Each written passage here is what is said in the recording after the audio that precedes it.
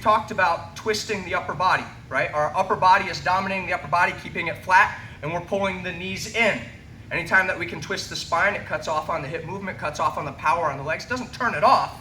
It's not a magic thing, but it helps cut down on the power anytime we can twist the spine. So I'm teaching you to pull those knees towards you because we want that twist in the spine. All right, come here.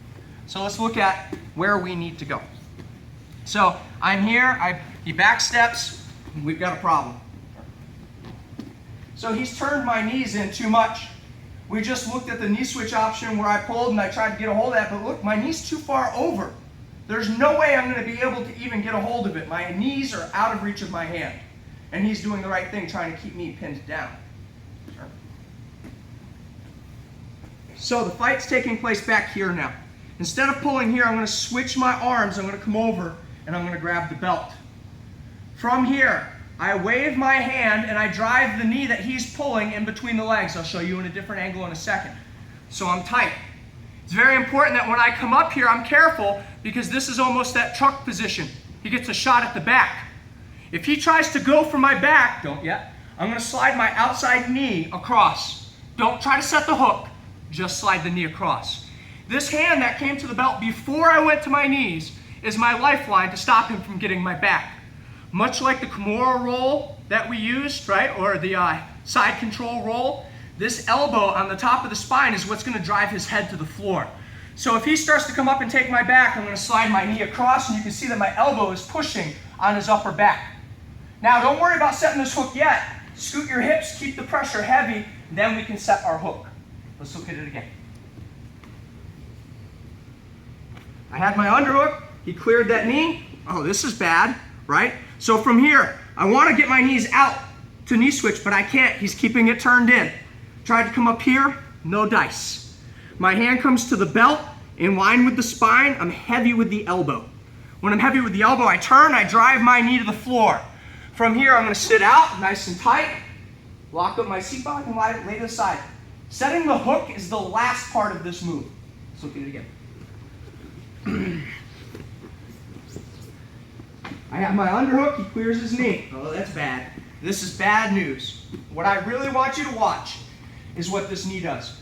The first step, right, I tried to turn my knees out, didn't work. Second step, I bring the hand over and grab the belt, my elbow is on the spine. Now I'm going to take this knee that he's controlling, and I'm going to go with it the direction that he's going. I'm going to put it on the floor. Now I slide my knee through, nice and tight on the back. Now, last thing I do, right? Set the hook.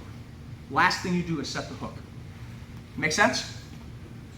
Super important. That hand on the belt is very, very important, or you're going to get re-switched and they're going to take your back. You're putting yourself in a dangerous position, like that truck position almost, okay, because they've already got a hook in. You absolutely need the ability. Let's look at this one time real quick. The main move that we do for the sit through, right? Hands down, we post the foot, that opens up the hips and we can sit through. That's very important. Come here, CJ. Turtle. So if Mr. CJ is in the turtle position, I've got a hold of the belt and I drop my elbow. Post your foot, right? And I keep his head down. He can't sit through. It keeps this far knee planted to the floor. Try to sit through, it'll be very difficult. They won't even try to do it. That is what we're doing with the belt. We're stopping them from re-switching on you. Does that make sense? All right, let's go, ladies and gentlemen. So what's your lifeline here? The belt. The belt grip. Okay.